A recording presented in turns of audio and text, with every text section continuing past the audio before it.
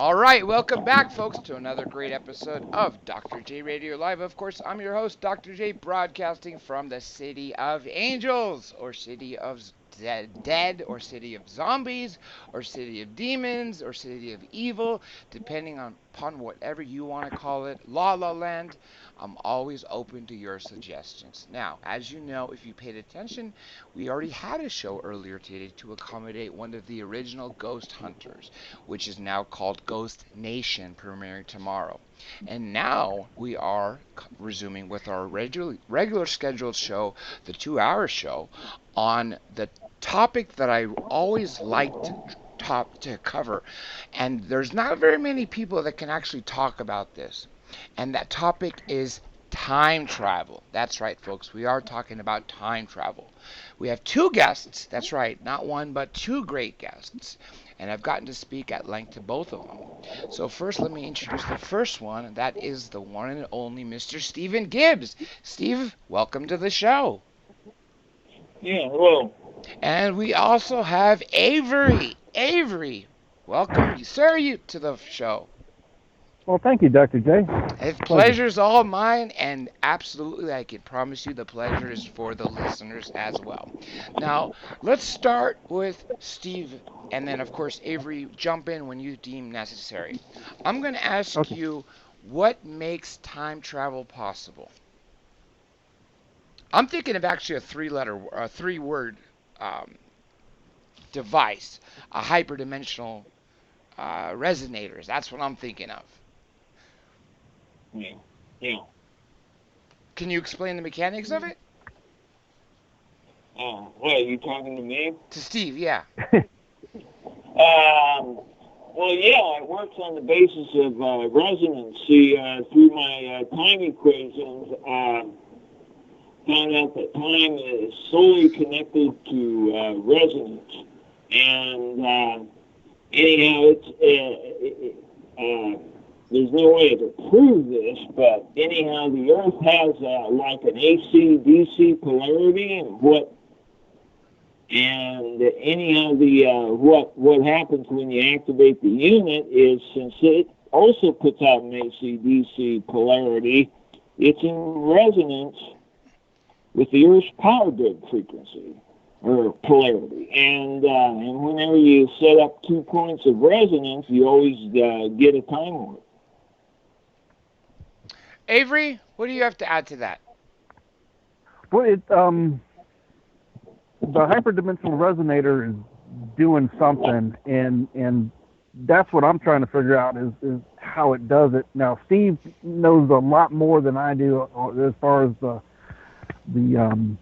time equations and stuff like that, but I'm looking more on the psychological effects, because you really start getting into what's reality, as far as perception. I mean, right now, here and now is just what you're perceiving and your brain impulses and nerve endings. And so how's the hyperdimensional resonator work into that? I believe it does a lot more than time travel. You can time travel with it, but I think it's more of a electronic shortcut to years of meditation and a lot of the ancient legends of time travel and stuff. I think you can do it with a hyperdimensional resonator. There's one thing you said to me earlier when we were talking, Avery, and that was be careful what you wish for. And that rings very true when you're talking about time travel. And one thing you mentioned, that when you're using this device, is you must set it to return to current time or a better time, which it shows by what you're not saying, because if you don't set it, you're going to end up in a time that you don't want. Well, you're normally given a 7-hour time limit. See, usually this is the way it occurs that whenever someone gets sent physically through time, they're given a 7-hour time limit, or about 7 hours, and then after the 0-point energy runs out, you then just vibrate to the present.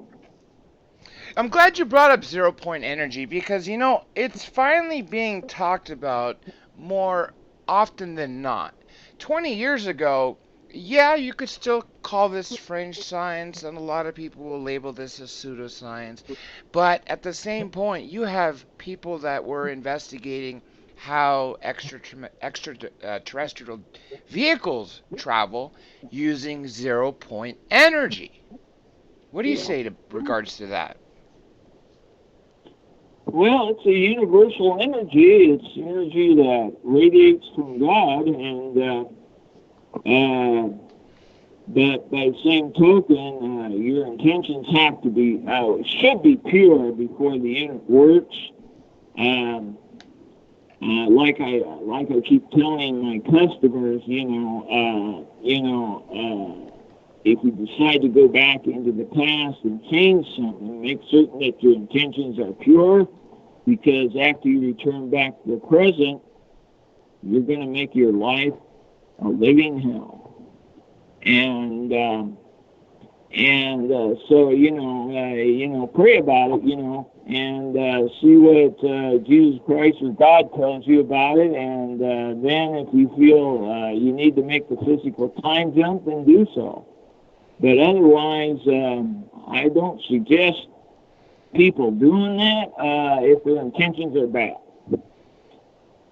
What I'm thinking is that I'm picturing this. I'm picturing Back to the Future 2, when Marty goes back to the future, but it's not the regular timeline. It's the timeline when Biff runs the world. He runs the casino, the school's down, he married his mom, killed his father. He's in hell.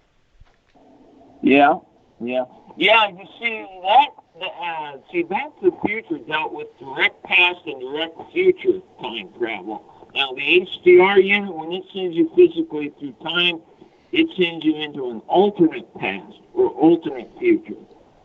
And see, that's the only difference between Back to the Future and my HDR unit is my.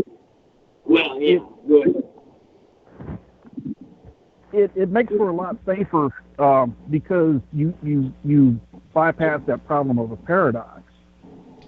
The grandfather paradox you're talking about, right? Right. Or, well, I like the grandmother paradox instead, where you go back in time and find a nice looking lady, and it turns out to be your grandmother, and you don't kill her. But so if you go back and you change something, that's on an alternate timeline. So that if you do anything bad, the worst ends up happening is you just create another timeline. And I was saying this earlier, it's like different branches of the same tree. Right. Well, you skydive, right? Of course, I love it. Yeah. Yeah, so have you ever had a day where you had a bad feeling and you didn't jump, or you had some close calls or a malfunction, or had to do a cutaway? I sure did. Jump 82, and I felt the energy. The juju was not that good. Someone had passed away the day before from jumping. I jumped anyway. It's like this. People say, well, how can you jump after someone dies? Well, the answer is, well, do you drive to someone's funeral after they die in a car accident? Of course, you don't stop. The world doesn't stop. But the point is, of course we were jumping. But jump 82, I had that malfunction, close call. Had to jettison the main, and thankfully my reserve opened.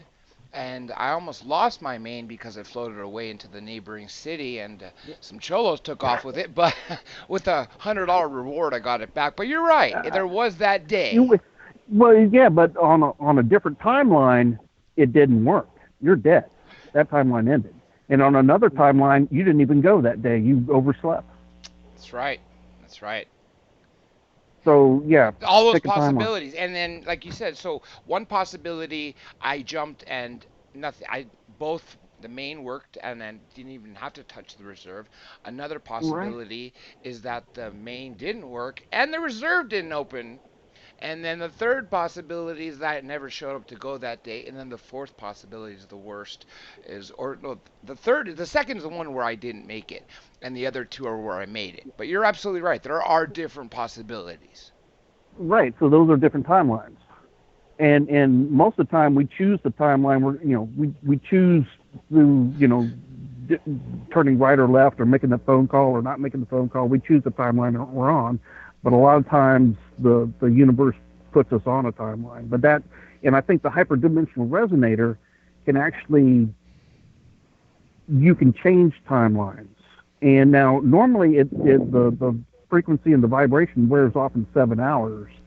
But to be on the safe side, you kind of need to add that caveat in there on your statement. But I guess, Steve, you need to tell people how to kind of describe the unit and how you get the rates and frequencies. Yeah, you just concentrate on the question. Like if you have a faith, Lord or Jesus Christ or God, you just stating the question, what are the rates that will physically teleport me to, let's say, for example, January 1st, 2000. And then as soon as your fingers stick, and you do this while you're stroking the plate, and as soon as your fingers stick, that indicates the dial setting that'll then send you to wherever it is you want to go. And then you do the same thing to the second dial. And then once rates have been set up for the year, month, and day you want to travel to, you then use a cell phone. See, I mentioned the cell phone in the instruction manual, which comes with the unit. You just simply use a cell phone to locate the vortex. And you just walk around until the antenna symbol on your cell phone drops to 0 or nearly to 0, and that will indicate your vortex. There's also other things, too, that can indicate where there's a vortex. If you have a cat will normally take a nap over a vortex. So if you have a bunch of cats, that could be to your advantage. Also there is also burnt patches on the ground can indicate a vortex. Also when trees spiral upward, that can indicate a vortex. There's a whole bunch of things. Well, Steve, why don't you describe the unit? Well, it's a diode system. The input is 115 volt AC, and then the output is an AC/DC field, which is in resonance with the vortex that you activated over. And whenever you set up 2 points of resonance, you always get a time warp. And now Carlos Novella, of course, I haven't heard from him in over 2 years. He was saying, he'd always activate his, what do they call that? A dryer before he would activate it, because the dryers set up a vortex. And he said it seems like it helps when I activate my dryer before I use it. But he wouldn't go necessarily right while the unit was on. It would always be something like an hour or two later after the unit was shut off. And he'd be walking around in his house, and pretty soon he'd find himself in a different place. Let me give a shout out real quick to Justin T for the super chat donation, as well as much love to the Blue Crew, who are the moderators. Justin T, I want to thank you for being a part of every single show. I could always count on you and the Blue Crew to moderate. Now, let me ask you, Steve and Avery, about the vortex. Do ley lines have anything to do with the vortex? Oh, ley lines? Yeah. Well, go ahead. They could. I mean, there's when you're looking at vortexes, there's different things. You've got natural vortexes and artificial vortexes. Artificial vortexes you can create using either electricity, electromagnetic fields, There might be some energy that comes off of cell phone towers that could create an artificial vortex. But on natural vortexes, a lot of times where ley lines intersect, you'll get a natural vortex where a underground stream goes through because you have mineralized water moving through, quartz or limestone, creating a vortex. There's some areas that you can find. And then I just came across the U.S. Geological Survey does a geomagnetic mapping of the United States. And so you can bring up your state and zoom in and look at geomagnetic abnormalities in your own state near you. So from that, you can look for, possible vortexes that can happen there. I use a dowsing rod to find a vortex out, find abnormalities out in the yard. And I know Carlos Novella used, I think Carlos used pendulum. Pendulum. I was just thinking that. It's ironic you said that. Pendulums and dowsing rods. I was going to think that's the other thing that people use to find locations. Missing keys, for instance, is something that's popular. Right. Well, see, you got to remember how, because the rubbing plate, okay, the hyperdimensional resonator, it's a square box. It's, what is it, Steve, 8x6 by 2 inches? 8 by 6 or 7 inches.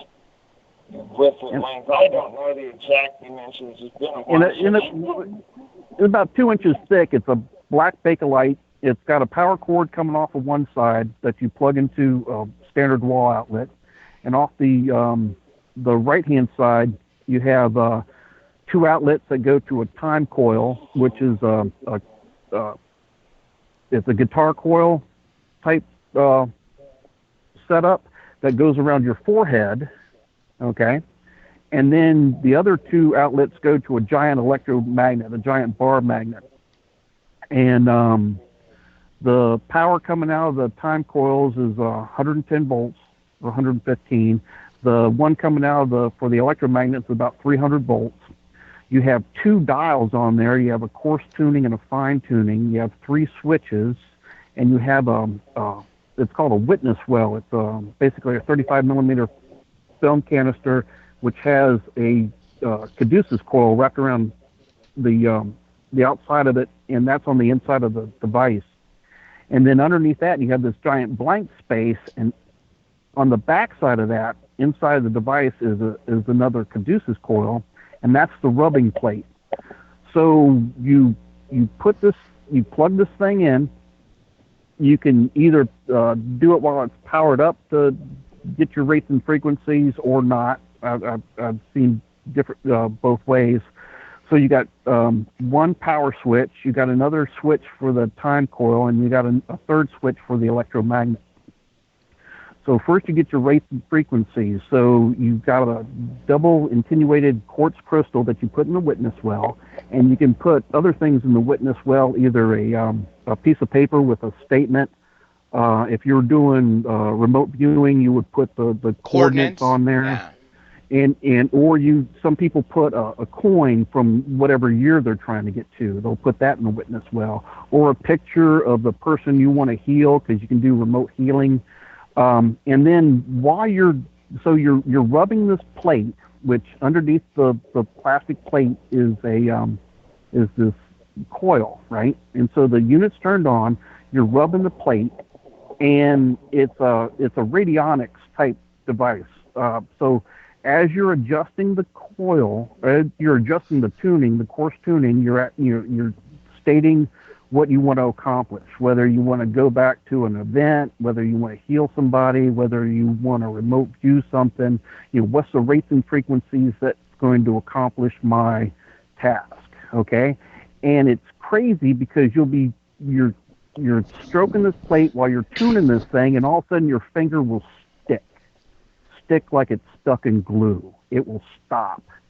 And then if you move the dial off, you can start rubbing again, and then when you turn it, it'll stick.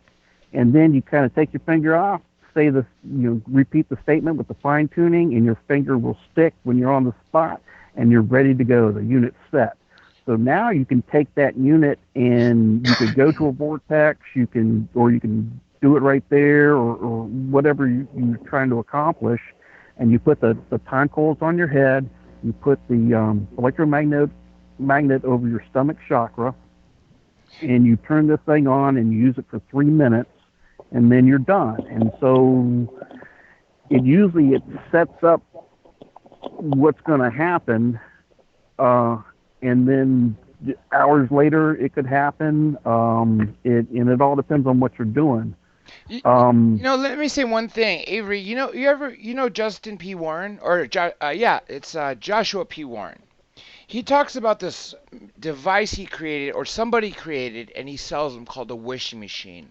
And the radio, yeah. The point is, he sent me one, and once you adjust the dials, that plastic plate, as you're rubbing your finger, it sticks. So when you're describing this, I'm picturing it working because I've seen the damn thing work. I have it working right now. I mean, literally, if I was to rub my finger on it, it's like a piece of glue is sticking to that plastic. It's not magnetic. There's no metal in my body or in my bone. I mean, nothing is probable that would make anything stick to plastic, but it does. Okay. So which is brilliant on the tuning, because this thing will tune to your frequency, your body. Okay, because you got to remember, the rubbing plate, the dowsing rod, the pendulum, Ouija boards, all that stuff is your conscious brain is trying to rub the plate. Okay, your conscious brain is trying to hold the dowsing rods straight and narrow. Your subconscious brain, right? No, your conscious brain is trying to hold the pendulum still and steady. Oh, I see. And your subconscious is making it swing. Your subconscious, because your subconscious knows the answer. That's right. Your subconscious knows exactly what frequency or what you need to accomplish. And so it's your subconscious which is all of a sudden sticking your finger to the plate. So it's how to get your subconscious, well, like remote viewing. Okay, remote viewing, you write down your 8-digit coordinate, and on the last one you get a gestalt. And from that, you start probing the gestalt to start doing the remote viewing. So that gestalt is your subconscious giving that answer. You see how that goes? You mentioned about the coils. I believe you said coils that you put on your head, or what is it that you put on your head? Yeah. Can you just describe what those look like? It's a guitar. Like a guitar amplifier coil. It's an insulated phone cord, and and everything is heavily insulated on it to ensure that no shocking occurs while you have it around your head. And obviously it's connected to the device, the hyperdimensional resonator, right? Obviously I'm assuming, the way I'm picturing, I can see a cord. The time coils are designed to feed the energy from your soul through your third eye region, where the coils are at, the time coils are at, and then into the unit where it's then stepped up through the zero vector. And then it's transmitted out through the electromagnet, and then charges your body up with whatever energy, I guess, God wants you to have, and there you are. Well, and also, I believe the time coils are synchronizing both hemispheres of the brain at the same time, stimulating the pineal gland. And then with the electromagnet over your stomach chakra, it's also synchronizing your two hemispheres of your brain with your second brain, your gut. And then the electromagnetic on the bottom and the electricity on the top gives you that Merkaba Kabbalistic time travel type scenario. Now, I'm sure you guys have heard of the Mandela effect. I've heard of the Mandela effect. I don't know what the hell it is, but I've heard of it. It's a theory that the reason why it's called the Mandela effect is there's a group of people that say they remember Nelson Mandela's funeral either in the 80s or 90s, but basically 20, maybe even 30 years before he actually died. And then they list a bunch of other examples, like a line from Star Wars. I can't say what that line was because I've never seen the movie. Another example is Berenstein Bears versus Bernstein Bears. They say the story behind the Mandela effect is that because of time travel, there's been subtle differences that have been made in the past that affect the present.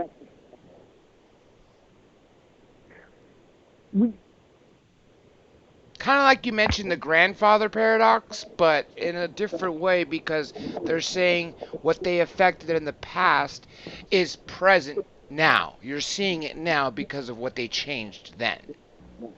Well, according to what one person was telling me, that the past, present, and future coexist with us all the time.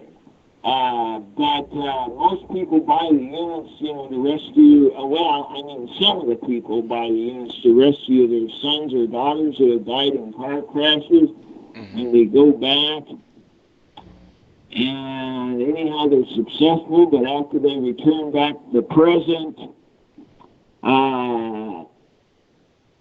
they can't even remember making the time jump, but they see this HDR unit in their house, and they don't know how and how they got it. Yep.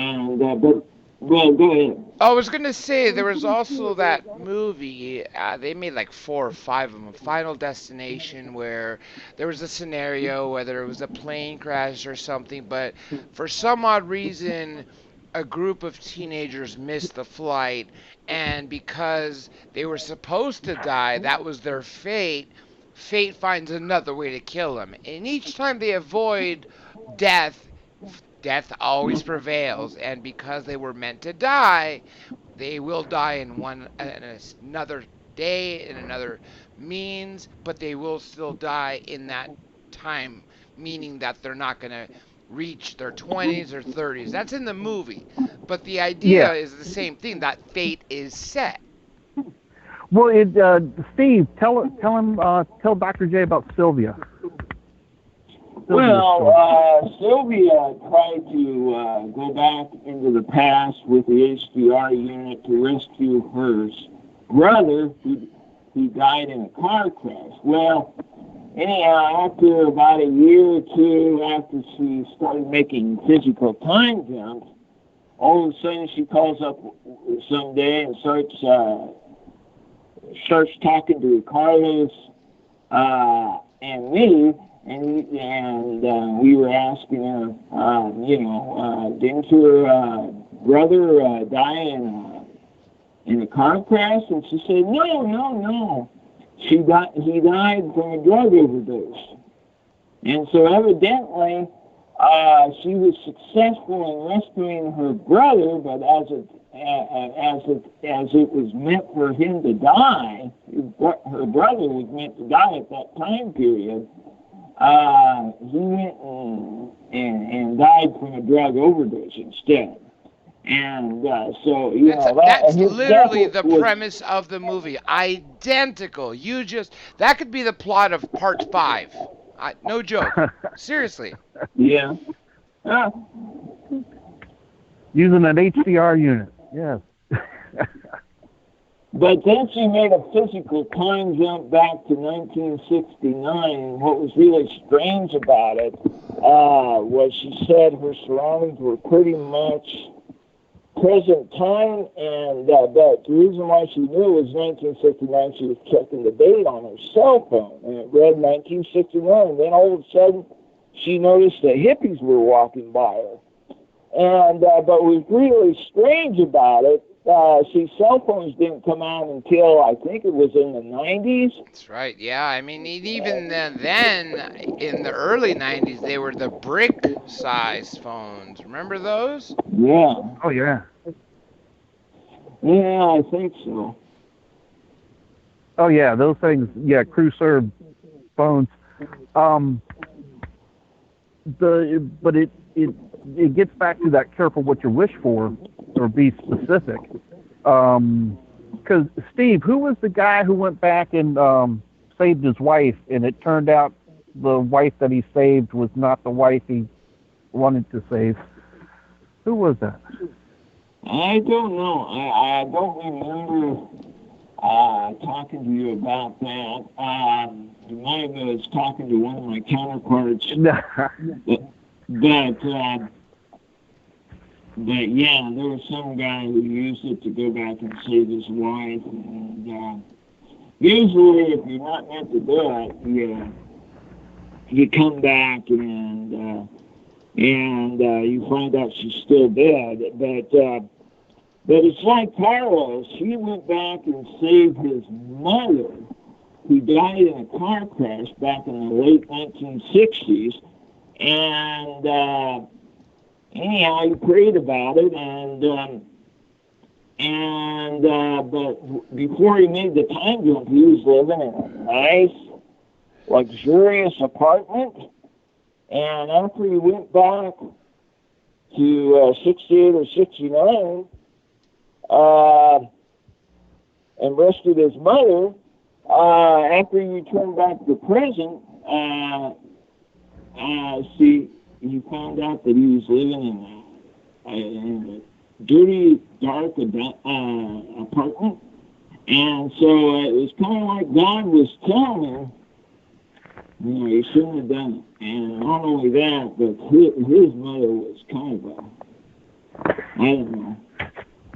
kind of a psychotic woman. So I could understand why, after you went back and saved your life, that when he returned, he now living. He was living in a dirty, dark apartment building, and but he also made a jump. I don't think I told you this yet, Avery. He also made he called me up one day, and he got ripped off on a computer, and he said that when he plugged in the computer, it fried. And he was asking me, do you think it would be safe for me to go back 1 week into the past and warn my other self about buying this computer? And I said, well, yeah, you should have. It should be safe, and I shouldn't have mentioned that to him. But anyhow, so a few days later, he called me back up, or I called him up, and I asked him, did you succeed? And he said, yep. I left a message with my counterpart, and after I returned back to the present, the computer that fried on me totally vanished. And he said the only bad thing about making that physical time jump is that after he returned back to the present, he lost 1/10 of his memories.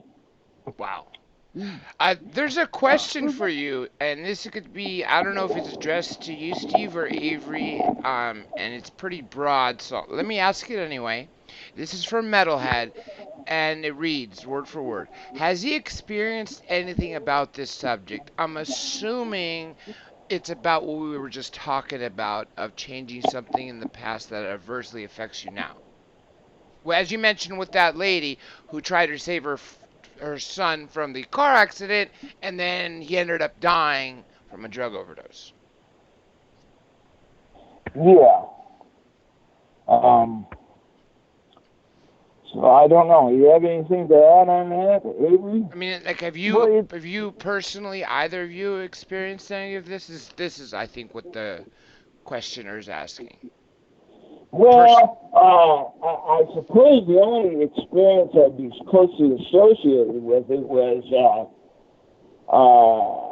I think I mentioned this to Avery earlier, was that on one line I found out that 2 or 3 people had died, and then I returned back to the present and find out they're alive and well. And I don't know if that has anything to do with this, but But anyhow, that's what happened. And but anyhow, that's what happens when you shift dimensions. Is in one dimension someone may be dead. You go back to the present, and he's alive and well. How many HDR units are there out in the world? How many have you created, Steve? And how many customers are there that you know? And actually, let me say one thing great about this is one thing Avery told me when we were talking earlier about the show is how he became so interested in this. He was looking for people who had this device, yet no one wrote anything negative who had this device. Well, you see, I have been building these units since 1985, and I've sold well over 2,000 units. And so I imagine there's over 2,000 people in the world who has one. And but that might have been connected with another dimension. But anyhow,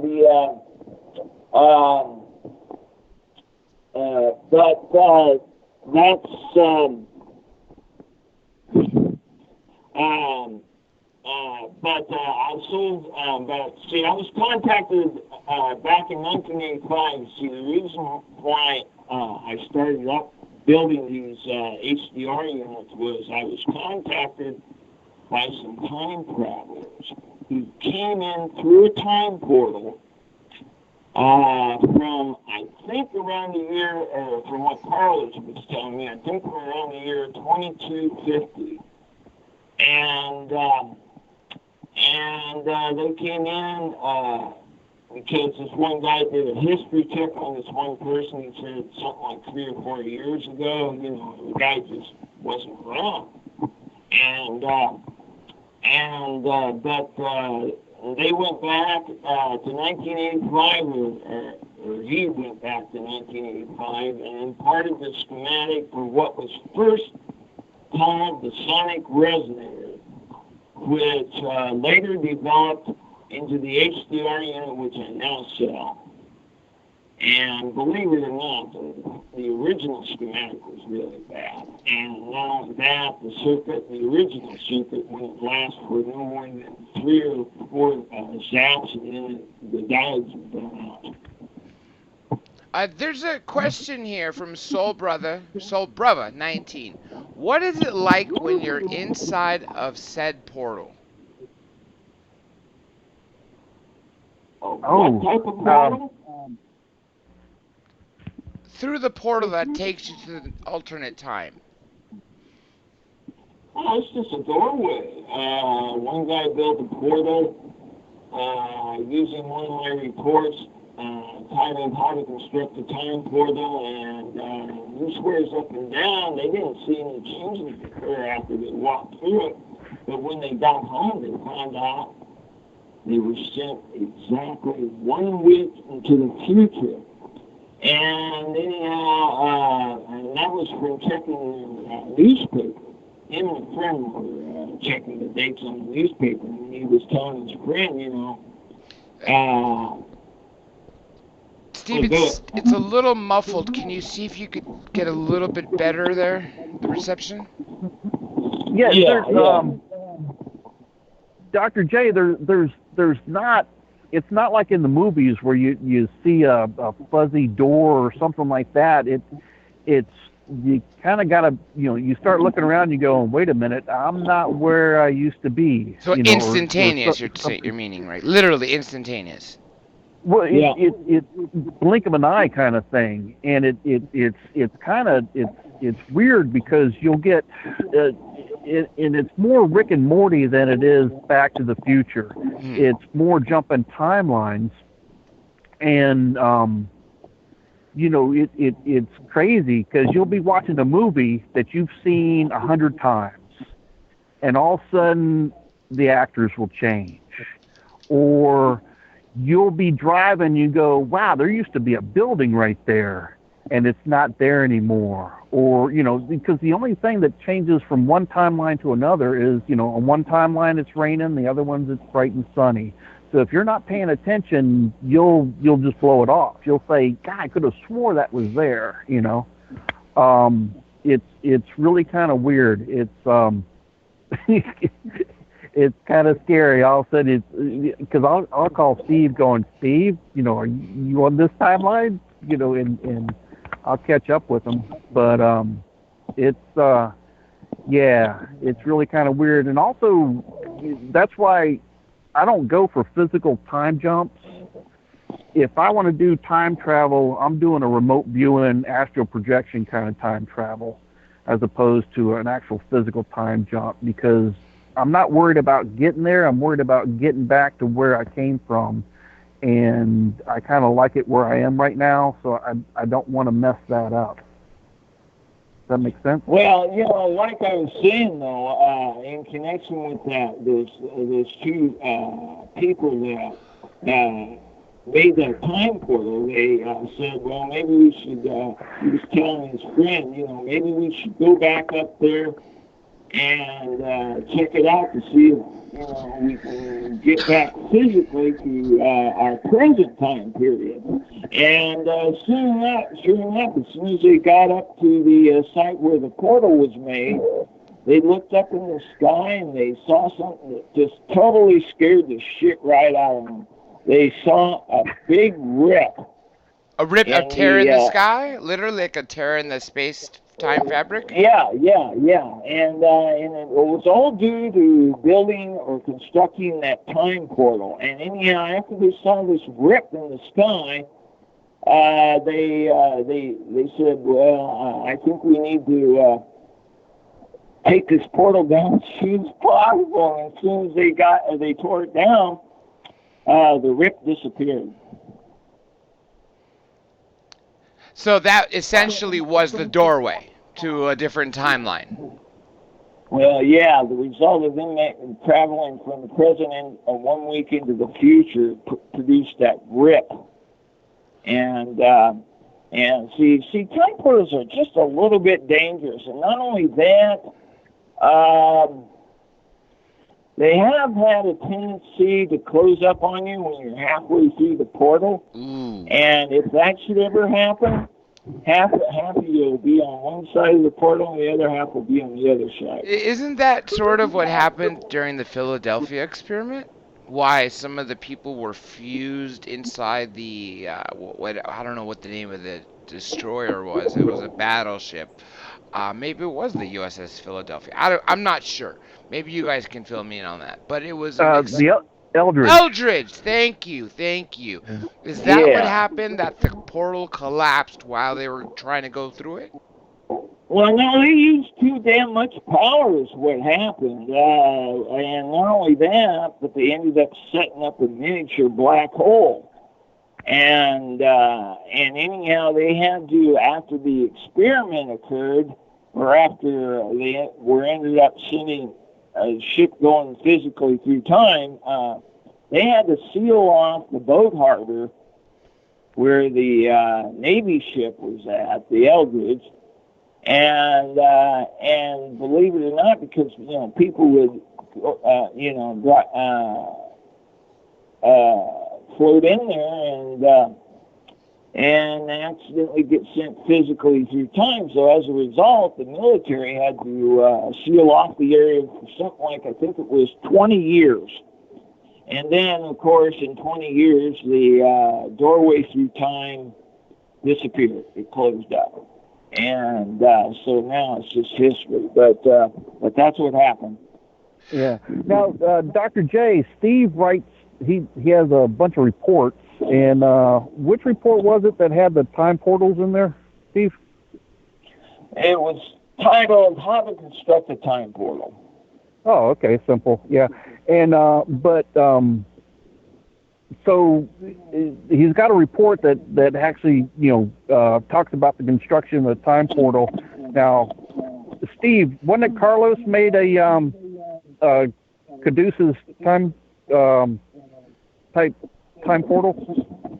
Yeah, he did. That's in the report titled, what was the name of that? It was Hitchhiker's Guide to Time Travel. I mentioned how Carl made a time portal, had Caduceus coils. It had, I think it was a dozen doesn't raise a caduceus coils over it. And he said it took him about a month to wind the thing, and anyhow, after that, he just hooked it up to ordinary household current, and he said, provided there isn't a blackout, a doorway through time opens up in 3 or 4 days. And he said if there's a power blackout, then you have to wait another, I think it's 3 or 4 days before it reopens again. And but it opened up doorways into the past or into the future randomly. He couldn't control the time period he was going to. And that was the only bad thing about it. There's two questions here. First, let me go back to the older one. I'm from Metalhead. Wants to know, I've seen this written a few times about lottery numbers. Have you or anyone that has bought this gone back and gotten the lottery numbers? Because a lot of people said that's the first thing they would have done. Well, I've learned from previous experiences to use this device for gambling is a no-no. And because, once the people... See, I've heard of 2 or 3 cases of someone who went ahead and got the lottery numbers, but what happens is, if they're successful, they come back to the present, and all of a sudden they look outside their house someday and they see FBI agents or men in black waiting at their doorstep. And that's the reason why people should not pursue gambling with this device, is because it can create your own undoing. Well, it also... You get that on remote viewing too, is because everybody wants to know the lottery numbers on remote viewing. Go into the future and remote view the winning lottery numbers. You're mentioning this. I just wrote this in the chat. A remote viewer that I had on, which Avery, I was telling you, that lives in your state in Florida, Gerald O'Donnell, who runs the Academy of Remote Viewing and Influencing, had one of his students remote view the lottery numbers where she lived in Germany and won the jackpot. Well, how many numbers did she have to remote view? 6 out of 6, I believe. What will you have to remember, basically? Well, yeah. The lower number of the lower amount of numbers you do, the more accurate you're going to be. Yeah, like and then 3 also, numbers or something, right? Right, or you kind of want to go with a yes/no, 50-50, black or red kind of thing. Mm-hmm. And so if you could remote view, or because that's what one of the original things I wanted to do with the hyperdimensional resonator is use it as an adjunct to remote viewing to really get accurate with remote viewing. And so if you checked into a casino who had roulette, and you remote viewed where you were going to eat lunch at, and so one place is a Chinese restaurant, and the other one's an all-you-can-eat buffet, and the all-you-can-eat buffet is black, and the Chinese restaurant is red, so you knew that when you went down and played the roulette table, black or red, you remote viewed where you're going to eat lunch at, so that was your answer. So if you remote viewed you were in the Chinese restaurant, you would go down and you would play red on the roulette table. Put all my money at that point. Yeah. Here's another one for you. This is from Lasha Senyak. Has he ever thought about remote viewing a newspaper in the future and reading the headlines? No, that's a good idea. I mean, but I mean, on what timeline? So now you start getting into a timeline thing. Of different alternate timelines, as you mentioned earlier. Right. And also you going there to read the headline, does that influence the, whatever's going to happen? So yeah. The outcome. Since you go into an alternate future, though, you see someone, while they're selecting the balls, or the ball is landing on a certain number in connection with roulette, someone could sneeze and could alter the outcome. And that's the reason why it's not too effective in regards to gambling. Now, I heard of a counterpart who was using my unit, one of my counterparts, and he won over $4,000 or $5,000 playing the lottery. And but then afterwards, he just mysteriously disappeared, and he was never seen or heard from again.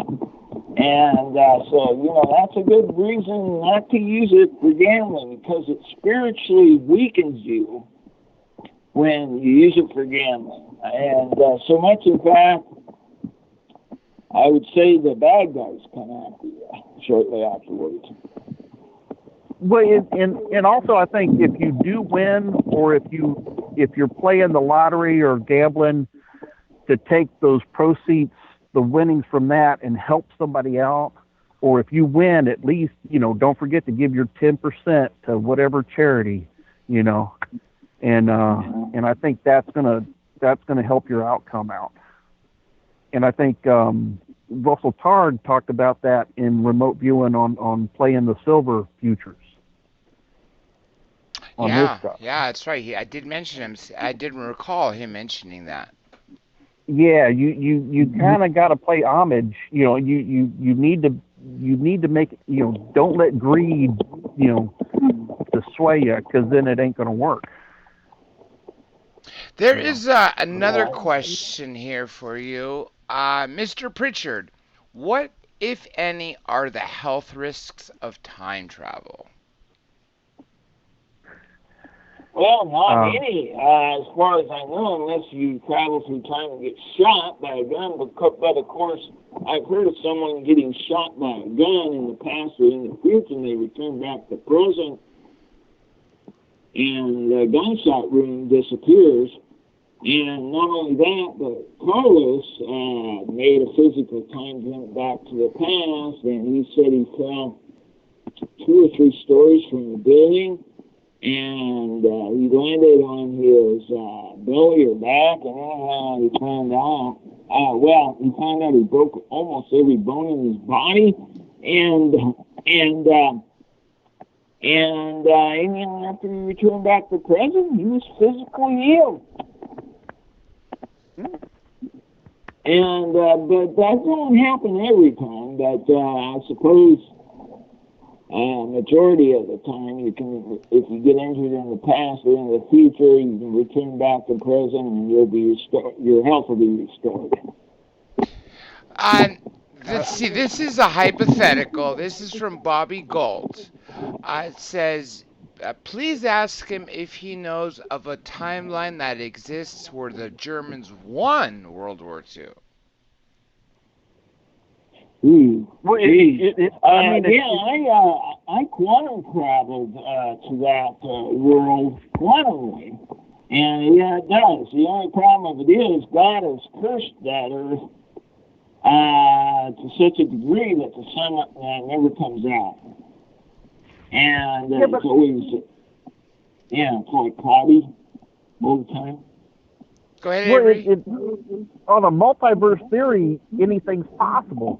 So, with the hyperdimensional resonator, you would just, what are the rates and frequencies for the timeline, that will take me to the timeline where, the Nazis won World War II, and return me in 7 hours, and you would just, go take a look.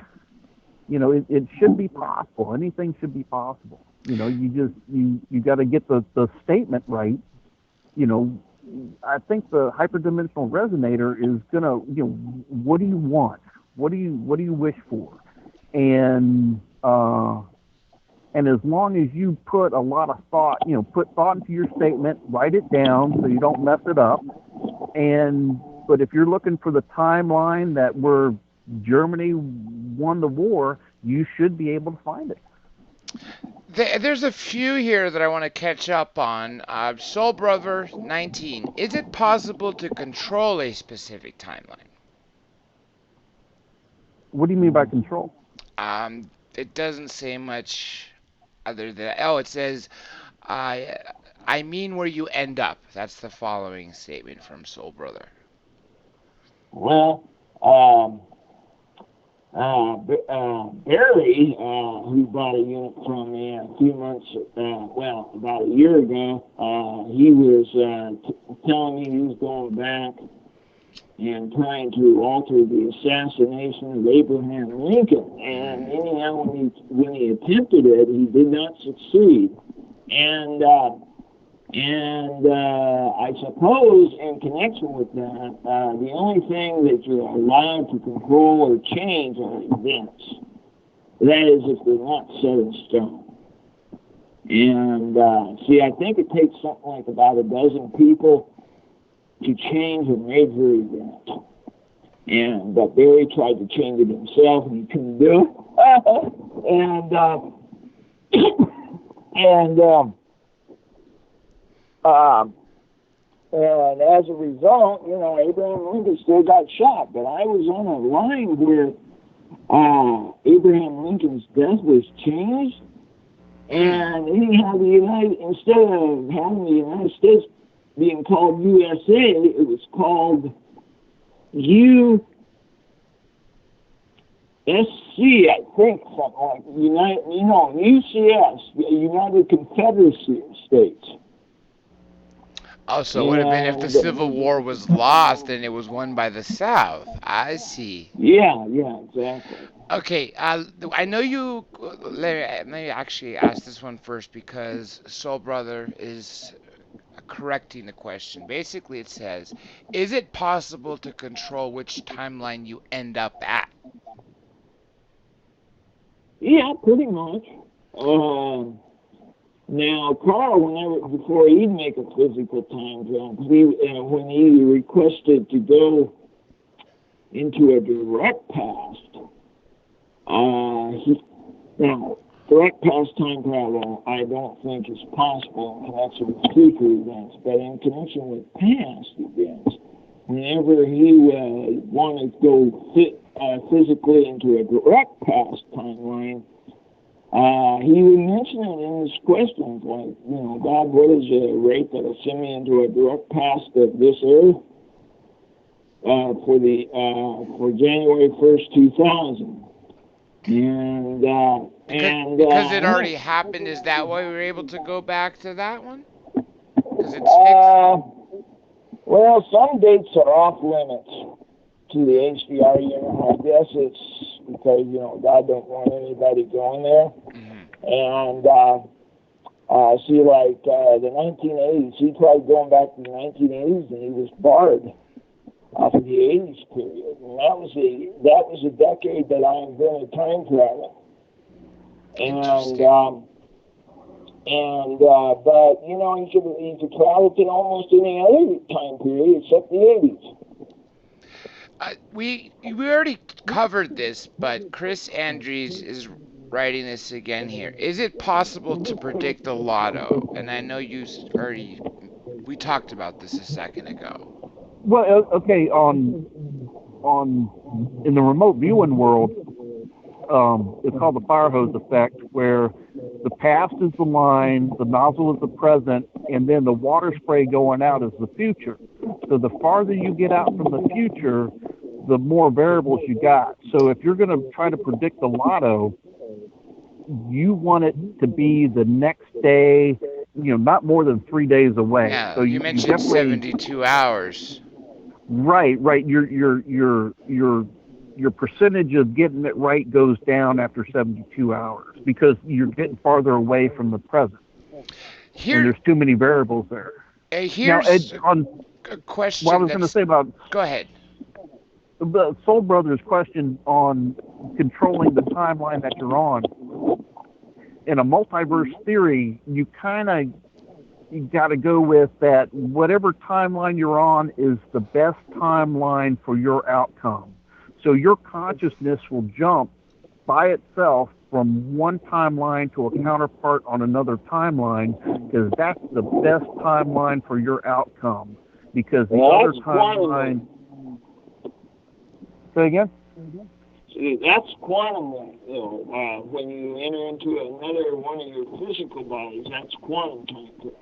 Quantum, is that what you said? Quantum Yeah, mechanics? yeah, quantum.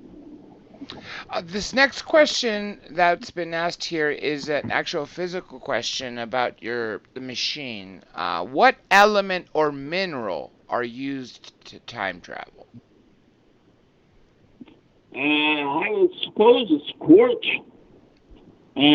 See, a quartz crystal, it comes with a free quartz crystal that you insert into the witness well, and that steps up the 0-point energy, which comes out of the electromagnet. And but I would say it's quartz. Yeah, it's a quartz crystal, and also don't forget a quartz crystal. You can cleanse them, and so you basically have a blank, device. You have like a blank USB kind of on a quartz crystal. So you can theoretically you could imprint it. You could take a quartz crystal and then imprint it with a place that you want to go to, or if you got a quartz crystal from somewhere, you could theoretically use that. Do you mean like if you got it from a certain location, say, I don't know, you're somewhere in Europe, and you use that as the location to go to, or are you talking about Yeah.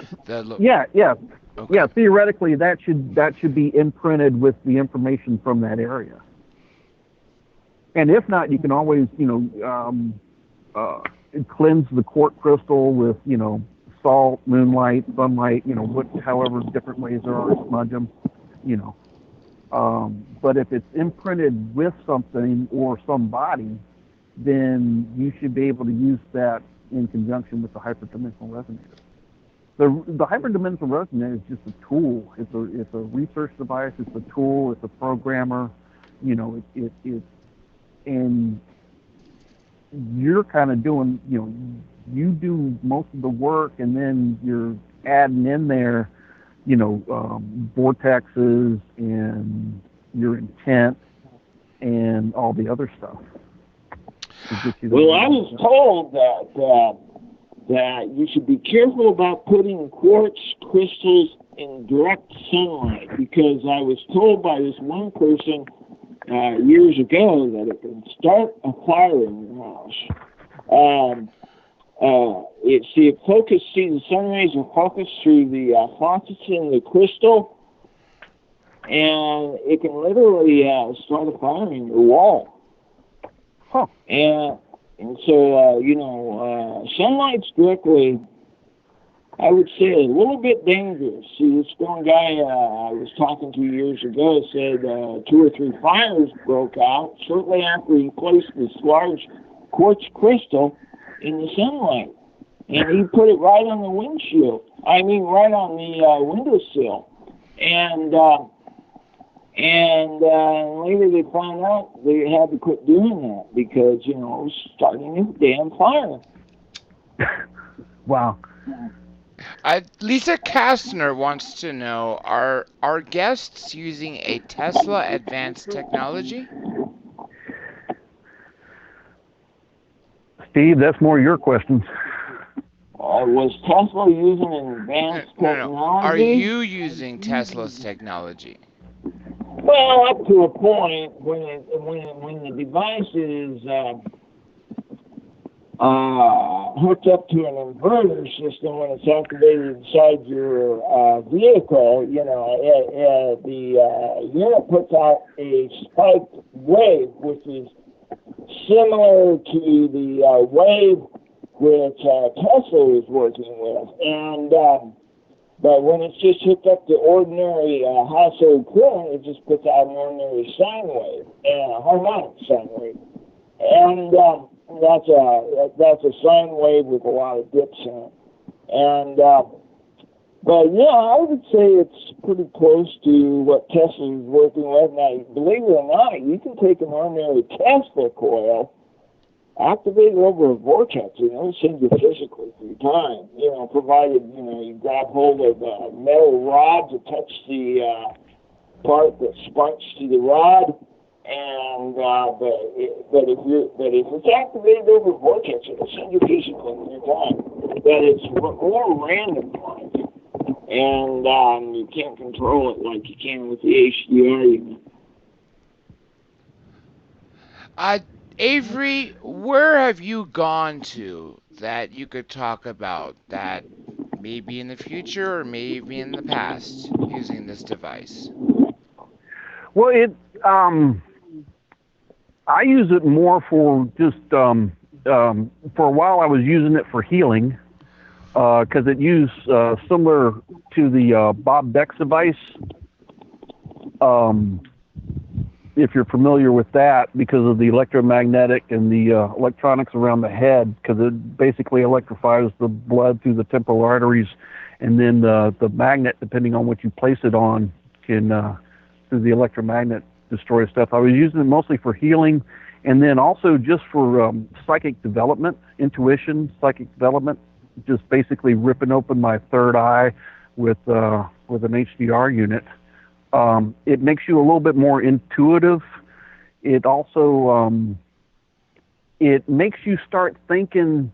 It's kind of weird. As soon as you decide that you're going to buy an HDR unit, weird things start happening, things that you can't quite put your finger on. It's crazy stuff. And this is before you even get the unit physically, because you're going to get it sometime and you're going to turn it on. So you'll get stuff happening even before you receive the unit, because your future self is going past your present and back into the past. And so you get these glimpses of wherever you're headed to. It's kind of odd. It's almost a little scary. And just owning an HDR unit kind of tells the rest of the world that anything's possible in your world. And it's kind of liberating, but it does get you thinking about time and reality and timelines and all these things you would normally not think of. Owning an HDR unit definitely changes your paradigm. Well, give an example. A couple bought a HDR unit from me years ago, and they didn't even open the box. And the day that the box came in, with the unit in the box, they said the day it was dropped off at their doorstep, they heard a loud bang noise. And anyhow, they went to shop for groceries that day, and they noticed that everything in the grocery store was reversed. And in other words, the pickles used to be on the right side, but now they're on the left side. And stuff like that, and but yeah, that would be a quantum effect. See, in connection with quantum physics, see, a wormhole opens up before you buy the unit, and so that means that would explain the reason why some people get results before they buy the unit or before they open up the package. There was a question in here. I lost who asked it, but they're asking, they want to know, what proof can you show that this device works? Well, I suppose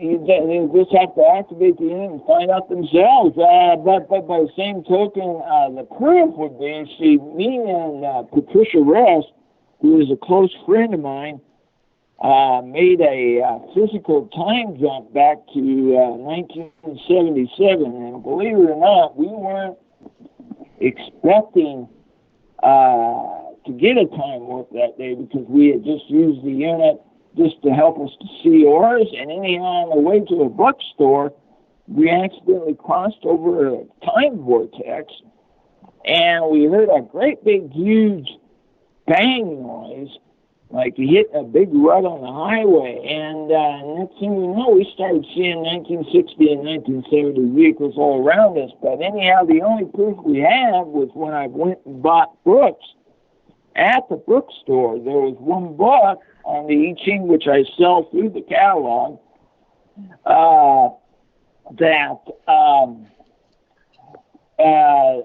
according to the woman who ran the store, said that it was published that year. So when I checked the copyright year, it read 1977. And anyhow, after we returned back to the present, I was told by Carlos that if an object that is paper returns back to the present, if you don't get copies of it soon, the originals disappear on you. And so I went and got copies of the book after a few days because the pages in the book started turning yellow. And shortly after I got copies of the book, all of a sudden I heard a bang noise upstairs, and next thing I knew, the originals were gone. And now metal objects are easier to retain than paper objects, but paper objects will disintegrate on you after a few days. So it pays to get copies for them. There's two more questions here for you. Lisa Kastner asks, are the guests associated with DARPA? Meaning, are either of you associated with DARPA? No, I'm not. No, not at all. Now, this is more specific about our possible timeline. From 9 lives, what does our future look like? What timeline are you on? You know, it now you could probably control it if you wanted to, but other than that, I mean, a lot of it changes every time you go in the future. Yeah, but also I think it's intent.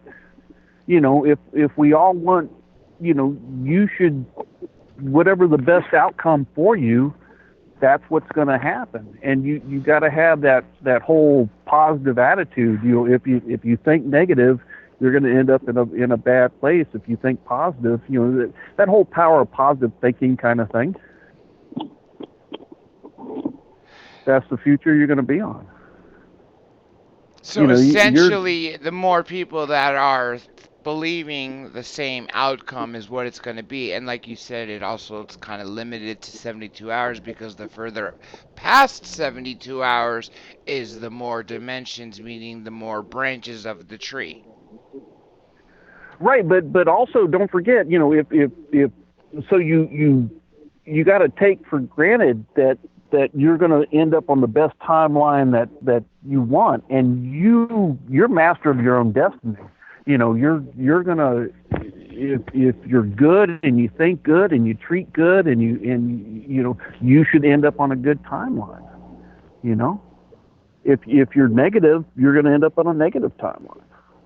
And again, this is kind of a follow-up again from 9 Lives, and it still has to do with exactly with what you just said, but she or he, I don't know what 9 Lives is, so I'm just going to say 9 Lives, saying, what does 40 years from now look like?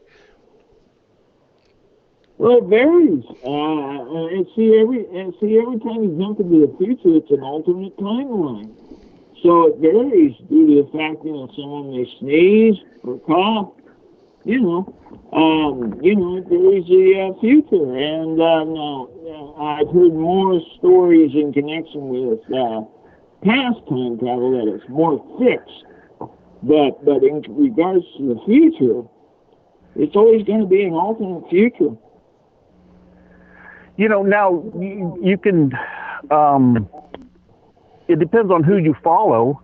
I mean, there's 44 years is going to be what 4 solar cycles. You got the next solar cycle starting next year. Solar cycle's 11 years. We're going into a grand minimum. They thought it was going to be the next solar cycle. It turns out it's probably not. It'll probably be either the solar cycle after that or the one after that one, which is, 22 years, 33 years? And then if we go into a grand minimum, then we're going to get a mini ice age happening. But then the poles are moving too, so we might get a mini ice age with a pole flip, and then all bets are off, and you won't have anywhere to plug in your HDR unit. That's actually what people were worried about if Planet X or Nibiru came by near us. They said that there would be a pole shift. Well, it looks like we're not going to need a Planet X or Nibiru. The sun does it on its own. It's usually a 120,000 year cycle, and that looks like it's coming up. So learn how to plant a garden. But, the apocalypse occurs differently every time you shift to another dimension. So, for us, shoot, the Earth could shift poles or be destroyed by World War III or get hit by an asteroid, whatever. And and it just depends on what dimension you're in. Now, I don't know what's going to happen in this dimension. But I don't know. But anyhow, we might be in what I refer to as some people were stating the Star Trek dimension. And in the Star Trek dimension, everything happens according to prophecy, but when World War III kicks in, something like only a city or two gets destroyed. And then we set up shortly afterwards the United Federation of Planets. But that's only in the Star Trek dimension. I don't know whether or not we're on that now. Alex wants to know, what's your opinion on Bigfoot and other cryptids?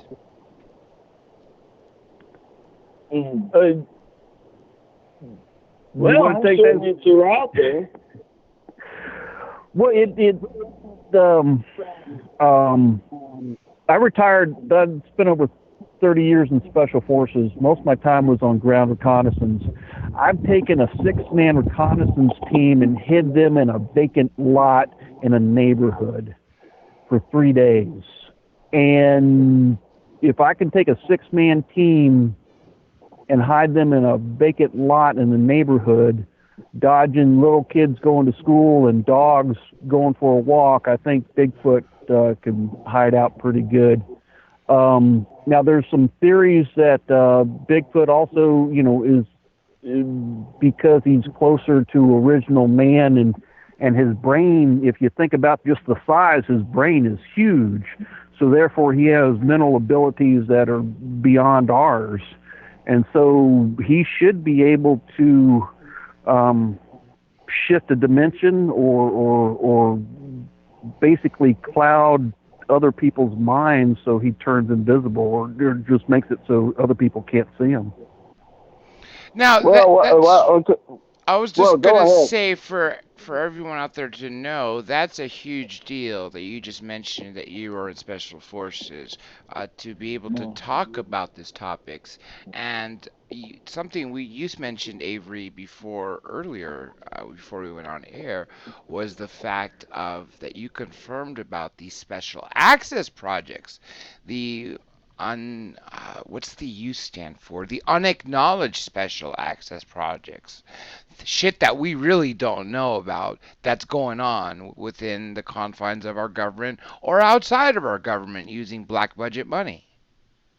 Well, it's just there's special access projects, and don't forget, you got a plethora of defense contractors who are working on defense contracts for advanced technology, and so it's not necessarily it's a government contract, but it's being worked by a contractor, defense contractor, defense industry.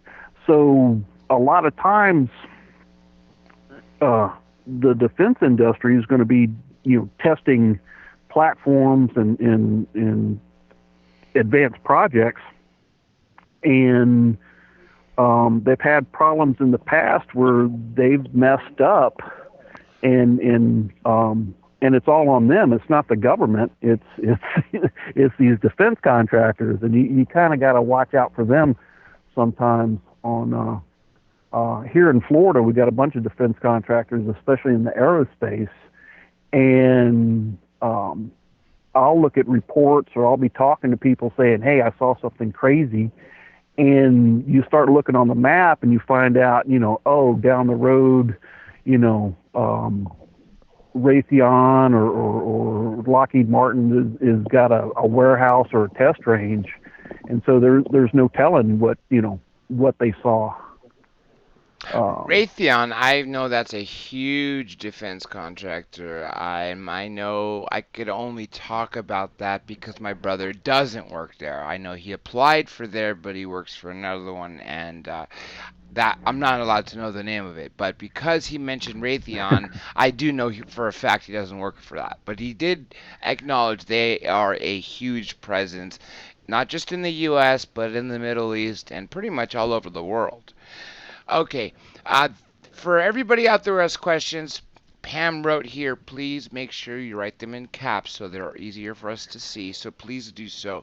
But I will ask Lisa's question because she did ask it that I could see, which is right above Pam's, which is, do our guests know Stephen Greer or Stephen Bassett or who Preston Dennett is? I've met Steve Bassett at one of the X conferences I stumbled into. That was entertaining. That was crazy. It was a good, Bassett's work on the exopolitics and bringing exposure to stuff is fantastic. Good luck. I think it's one of those things where on the UFO side of the house, we really need to go with Stephen Greer's concept is, we need to make contact. We need to because the government's got their own agenda and their own stuff, and we kind of already know the answer. Why we're waiting on the government to tell us another lie is befuddles me, and we need to just start trying to make contact on our own. One of the things I was looking into was the using a Ouija board to contact aliens. And my daughter and a friend of hers were using a Ouija board, and they're young, they were young teenagers. And so they're playing around with the Ouija board, and they're like, hey, let's try to contact an alien. And so they, hey, we want to contact an alien, and some alien responded off the Ouija board. And the question they asked was, why is man here? Why are we here? And the alien replied, to make man wonder. And of course they replied, but we're girls. And the alien said, well, girls too. And so it was a cute story. And I believe my daughter, she had no reason to lie to me on this. And so I started looking up people who contacted aliens with Ouija boards. I found one guy named Barry, can't remember his last name, but he wrote a book on contacting aliens with a Ouija board that he developed. And then I found a YouTube video on the Ouija witches who contacted an alien with a Ouija board. And I was thinking about that, and I was like, could it be that simple? Could it be that simple that all we need is, go down and buy a Ouija board and, could we contact aliens that way? And that's a project I'm looking at. We don't even need to buy one. You can make one, from what I hear. I was speaking to the members of Ghost Hunters and Ghost Adventures. All you do is have to draw out the letters and find something like a plastic shot glass, something light enough that you could glide over, that you could put your fingers above, and that's it. Well, the old school ones where you would take chalk and write out the alphabet and the numbers, and you would use a brandy sniffer, and everybody would put their hand on the brandy sniffer. And but I mean, if you think about it, it makes sense on contacting aliens, because aliens don't talk; they do everything through mental telepathy, right? Yes. Everybody who's talked to aliens, because you don't need an interpreter. They can speak in your language because they're going through your brain. So a Ouija board makes perfect sense. And so if, that would be, if I could, contact aliens via a Ouija board and then set up a meeting, an actual physical meeting through the Ouija board, at least get to talk to them first to make sure they're not going to show up and abduct you, There's something you said earlier that I've only heard before with Dr. Greer, and you asked me what is faster than speed of light, and the answer was thought. The speed of thought is the right. fastest thing in the universe. Well, and that's what makes remote viewing, why you can time travel with remote viewing, is because it's the speed of thought. So it's all possible. It's all, it's all in our hands too. Lisa here wants to know if either of you have ever been abducted by any extraterrestrials / aliens. No, not at all. Not yet, at least. I hope not. Not that I know of, but I've been on some reconnaissance missions out in the middle of nowhere, Florida, and you wake up and you kind of look and there'll be a mark on you and you're like, oh, I don't remember that being there. So not that I remember. Lisa's asking to clarify. This is about time travel via remote viewing, right? Right. Yeah. There was a guy that got abducted by some aliens, and he kept going to these UFO conventions, and I was telling him, that sounds like that's a little bit dangerous. But he said, oh no, he says, I'm safe, I'm a Catholic, he was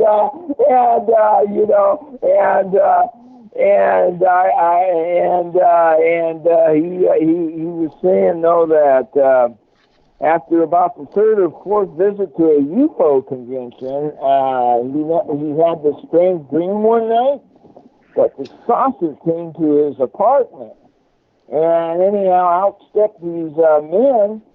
And anyhow, they abducted him, and anyhow, when he woke up, he found out he had a mark on his right leg, or left leg. And anyhow, a few days after that, I noticed his personality was changing on him, and he told me that I was crazy, and that's the reason why we quit communicating with one another. But anyhow, he got abducted just because he was going to those damn UFO conventions. Well, I think her question was more on the HCR unit. Can you do physical time travel?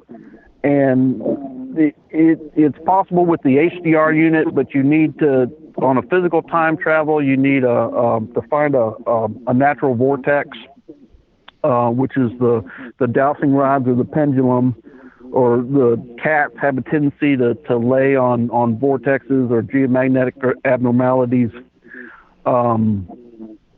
So you need to find a vortex. You need to do it on the, because this is the bottom line on time travel stuff. This is the entry level. So you need a vortex. You need the gravitational pull of a full moon. So 3 days before, 3 days after a full moon is when you need to do this for doing an actual physical time travel jump.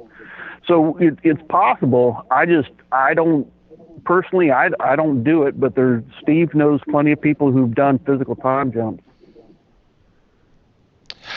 Can you go back up and tell me how you guys got involved? I know this, but for the rest of the people listening? Got involved. Well, I myself, getting ready to retire out of the military, got all the skill set from doing intelligence analyst and running reconnaissance teams. So looking for targets and developing, going out and doing surveillance. So I was like, well, what do I want to do when I retire? And so I was like, I've always, I grew up on X-Files and UFOs and living in Florida and growing up in a defense industry household. I knew what defense projects look like as opposed to what something odd looks like. And so I could, in being in the military, I kind of can call, bull on some of these guys who come out, and they always blame it on special operations. Oh, I did this, or, captured Bigfoot or whatever. And I can look at the story and kind of, say, well, they don't know what they're talking about. So with that skill set, I said, well, I'm going to start looking at stuff. So, Bigfoot, UFOs, and one of the things was, I remember in Fate magazine, an article on, Steve, selling his time travel device. And so I started looking at that, and that's where I came across, I couldn't find anybody who actually owned one who would talk bad about it. And so that got me, that piqued my interest, because I was like, okay, out of the, hundreds or thousands he's sold, I can't find one person who's going to talk bad about it. I could find plenty of people who didn't own one who would say, oh, that's impossible, oh, he's talking crazy, stuff like that. And so I couldn't find anybody who owned one who would talk bad about it. And that's how so I called Steve, and luckily he didn't think I was an alien trying to abduct him. And we hit off this friendship, and I've known Steve for a while now, and I own a few HDR units. Now, here's two more questions for you. Again, this is from Lisa. She came in a little late too, so she's got questions to ask. The first one: do you have a non-disclosure agreement where you're not able to say certain things? Either of you? No. On the website that I have, I do have an agreement at the bottom of one of the pages. I forget which page it was, but it said there's no warranty or guarantee on this device, because you see, how can you guarantee something that depends on the input of the individual? And that's the reason why there's no guarantee or warranty on it. The second question. Go ahead, Avery. Well, no, no. There's no non-disclosure because we don't work for anybody. Steve does his own thing, and I do my own thing. And so, if there's any non-disclosure agreements, it's if somebody comes to work for me, then that's what I got them signing. But other than that, no, I don't have a non-disclosure agreement. And if there's something secret or classified that I think is going to endanger anybody, I'm not going to tell you. And I would think that's definitely also the case with what you've been told when you were in Spec Ops. There's a lot of secrets that you probably have to carry with you for the rest of your life that you can't talk about, for national security. Well, but that's why you have compartmentalization, so that nobody knows, the secret sauce. Nobody knows all the secrets. So you compartmentalize it, so you only know one piece of the puzzle. And so if you talk about that one piece of the puzzle, you can't figure it out. You got to put the pieces of the puzzle together. You kind of already answered the future question here. This is the next one, which I was about to ask, that she already wrote down, which was, who is financing these activities? Yourselves. Yeah. Let's spend the remainder of the time talking about the website, how people can get them. Wait, there's another one here for you. Hold on. Nicholas Cashmore. Why would space people bother with us? Well, yeah, go ahead. Well, no, I would say, it's one of those things where some of them won't, but I mean, how many different ones are there? And then, they need to get their side of the story out too. So all you can do is, try to contact them. If they don't want to talk to you, they ain't, but what if they do? And And then where, are they in their chain of command? Are they authorized to talk to you? That's the other thing. And a lot of people have to think about the fact is if they're so advanced, why would they want to talk to us? It would be like us wanting to talk to, say, a group of chickens or ants. We are so superior to them. We don't care who the queen is or who's in charge of them. We just know there's an ant culture right there. Uh, Here's another one. Let me find for you. Do you have patents pending on your HDR? No, there's no patent. However, for some strange reason, there have been other people that have tried selling the HDR unit, but for some strange reason, they're now out of business. See, so if someone tries to build and sell the HDR unit, they're going to start getting phone threats.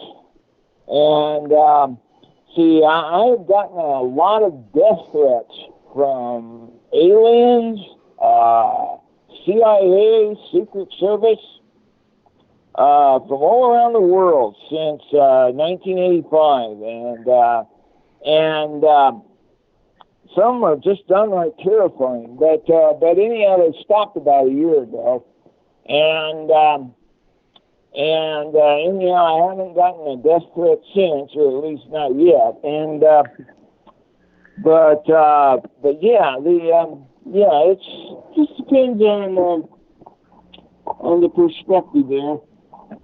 Well, and also Steve does a lot of things when he builds these HDR units. He tests them, but also they're handmade by him, and they're kept in a pyramid, and they're prayed over, and so there's a lot of extra steps there where if somebody just took the schematics and built them, it's not going to work. Because a lot of people describe that these extraterrestrial vehicles, if they're using gravity to travel, then by default they're time machines. Was your invention, the HDR, reverse engineered from what they do? It's not the same technology. However, if you went up in a spaceship, if you went with the Earth's rotation, you could travel into the future, or if you go backwards against the Earth's rotation, you'd travel back into the past. But it's a much longer episode because you see some jet pilots were experimenting. Navy was experimenting, the military was experimenting with time travel years ago, and they found out, and they tried to send this one jet plane into the past, so they instructed him to travel faster than the speed the Earth rotates, which is approximately, I think, 1,000 miles per hour. And when he said he reached 1950, he said it took him something like 24 hours just to get there. And he says it takes a long time to use spaceships or jet planes to travel. And but yeah, it's different type of technology, but yeah, it's pretty much the same. Well, I would say it's pretty much different than the technology used in the HDR unit. But by the same token, the HDR unit has been known to create some anti-gravity effects. And I think I only heard one or two people that activated it, and then the unit actually started floating. And after they deactivated it, it fell to the cable. And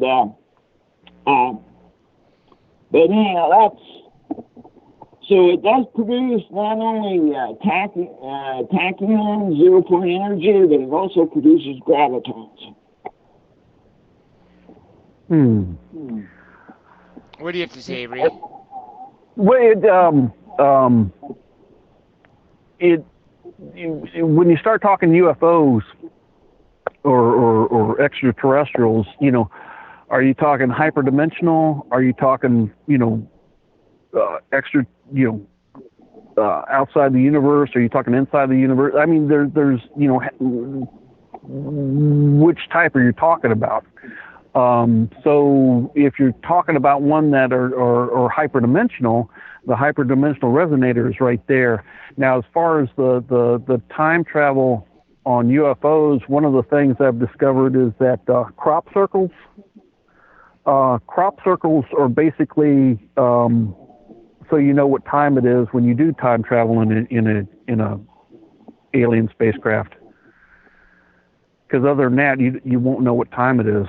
So you just fly over that one spot. You do your, you take your iPhone, click the picture of the crop circle. It matches it up through the catalog of crop circles, and it tells you what timeline and what date it is.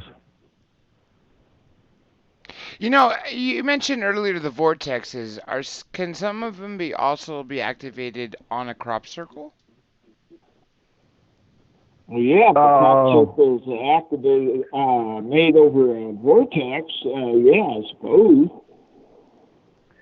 Well, and also there probably some residual energy from whatever they used to, whatever power and energy they used to make the crop circle. There should be some residual energy there,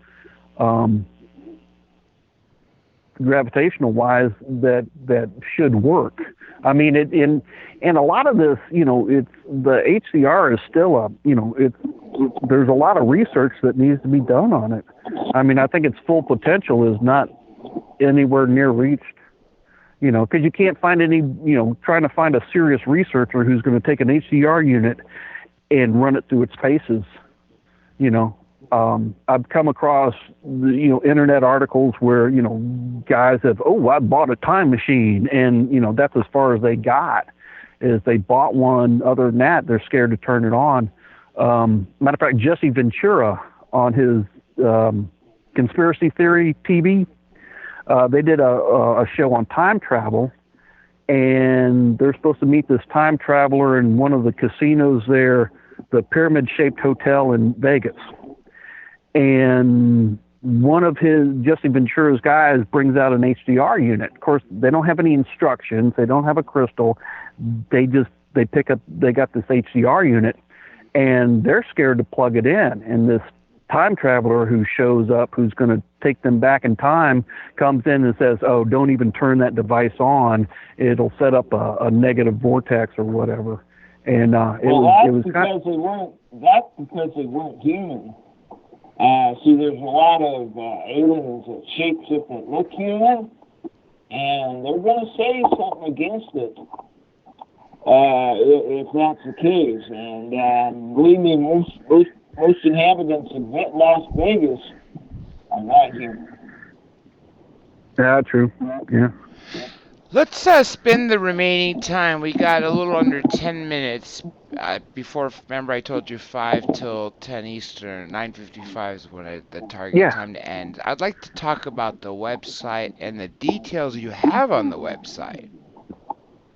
Oh yeah, my website address is HDR Enterprises, and that's lowercase letters. It's all one word. HDR Enterprises. .net. And if a person wants to purchase a unit, they just send me a money order for $360, and then as soon as I get it, I'll call them up and tell them around what day I can send out the unit, and if they're interested in the other items that's mentioned in the catalog, they're free to do so, and free to mention them to me, and then I'll give them a price on the items. And but yeah, if they just send $360 to HDR Enterprises .net or .net, and that's lowercase letters.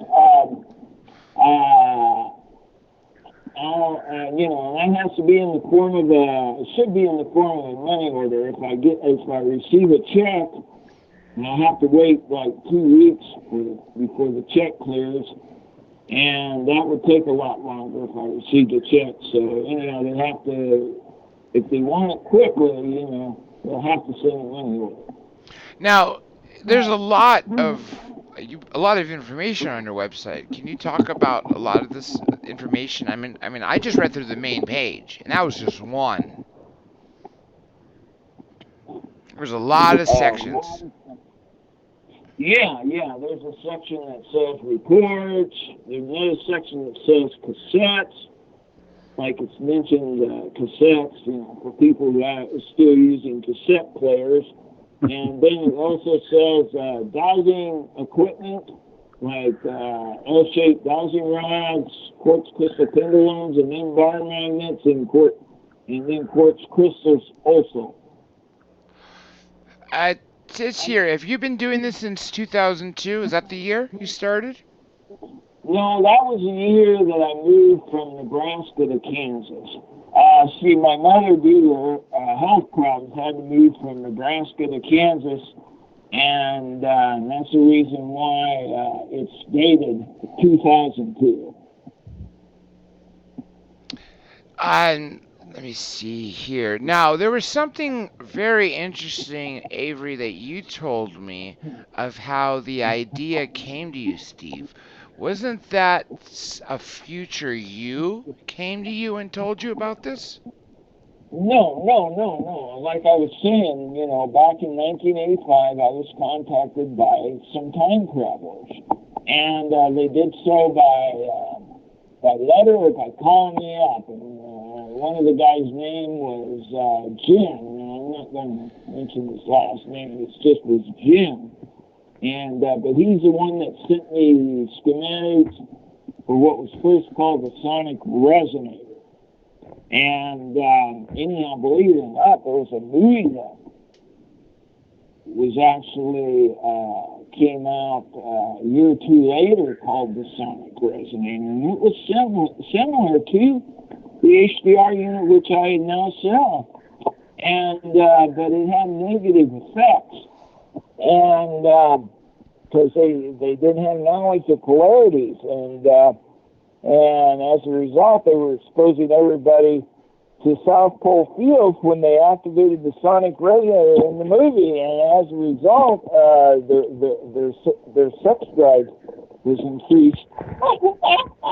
And that was a sick movie.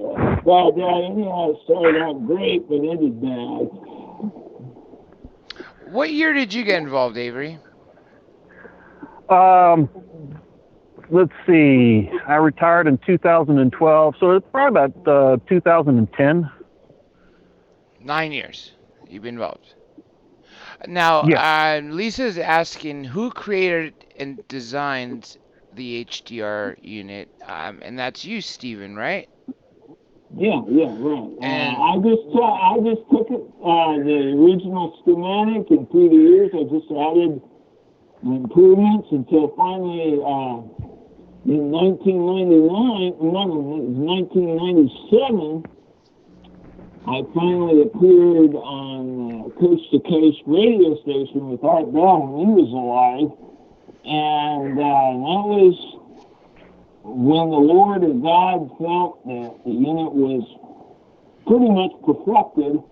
I then went on there, and that was about a year after I got up the website, and but anyhow, that's how it got started.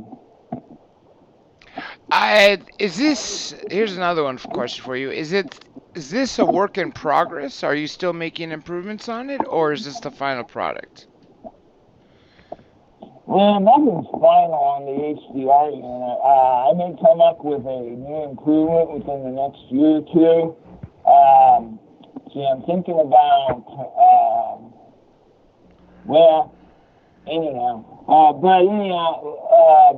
I was thinking, this is about as good as it's going to get, I suppose.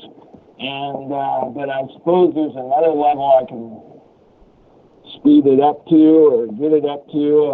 But by the same token, if it gets too powerful, the danger of it is, and this is a serious danger, is it can create strokes.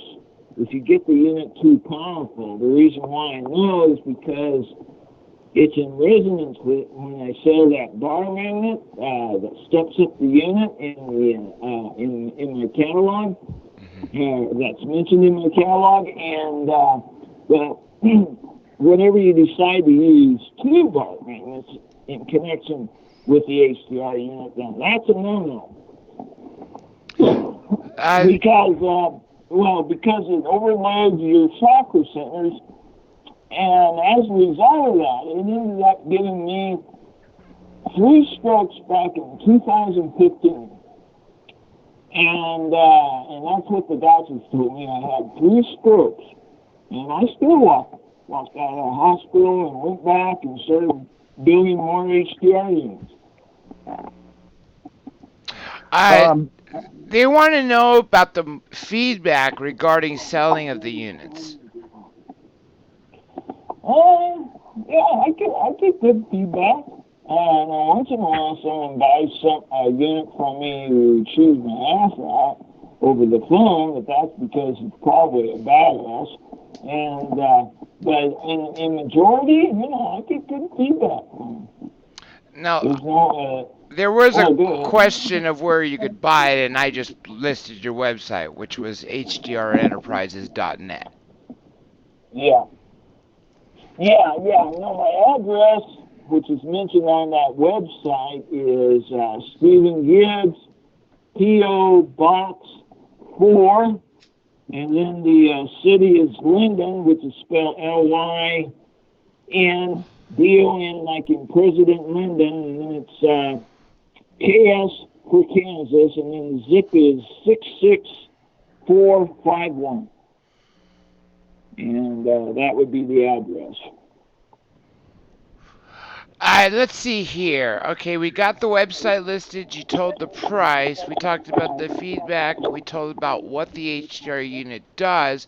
What other final thoughts do you have before we go? Well, it can be used for pretty much virtually anything, provided your intentions are pure. So you can use it. See, the instruction manual, the 12-page instruction manual that comes with the unit can tell you how to go physically through time. It can tell you how to heal people. It also deals with how to bilocate to another area on the Earth. And then it also gets into how to use it for interdimensional travel. And I don't know, that covers maybe too much of an area there, but anyhow, I put it in there. But anyhow, yeah, it can be used for virtually anything, even invisibility. There's been times where people have not seen me until I start speaking to them, and it scares the shit right out of them because they know that there's no one next to them, and anyhow, as soon as I start talking, I become visible. And that's another thing you can do, is you can use it for invisibility. Okay. And that pretty much covers it. Avery, any final thoughts? Yeah. I think the full potential of the HDR unit hasn't been discovered yet. One thing you got to remember, the HDR unit is not a toy. You can't just, sit around, take a couple of bong hits and, this time travel. And I think you need to put a lot more emphasis on when you're doing the statement to get the rates and frequencies. You really need to put a lot of thought into that. You just can't pull it out of your butt at the last moment. You need to put some thought into that. Think about it as a contract on buying on any legal contract. And don't forget the caveats and return to your current timeline. I can't stress enough that this ain't a toy. And one final thing you said, Avery, earlier to me was be careful what you wish for when using this, right? Yes, very much so. Yeah. Always. Thank you both, and let me give some shout outs here. I want to thank Justin T again for the super chat and for always being around, Justin. You are a truly great moderator. And to all the Blue crew, I also want to thank also Pam Vrettenberg, my social media manager. Tammy George, thank you as well. Let me see who else I got in here. I see Lisa Kastner. And any further back, I cannot go. I think I, well, everybody else I just want. Oh, 9 lives! Thank you to you too.